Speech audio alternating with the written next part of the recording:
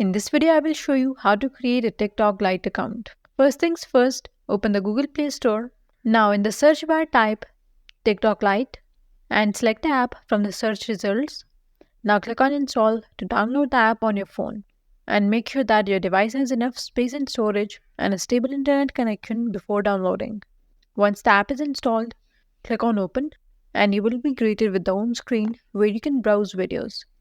However, to create an account, click on Me, which you will find in the bottom right corner of the screen, and you will be prompted to either log in or sign up.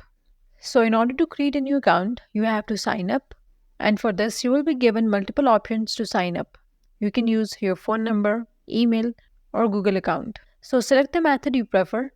If you select to sign up by Google or Facebook, the app will autofill your account details. And if you select phone number or email, then you will receive a verification code. So enter the code in the app and then click on verify. And with that, you have created an account. Now you can set up your profile. You can add a profile picture and write a bio. And now that your TikTok Lite account is created, you can start exploring videos on your For You page.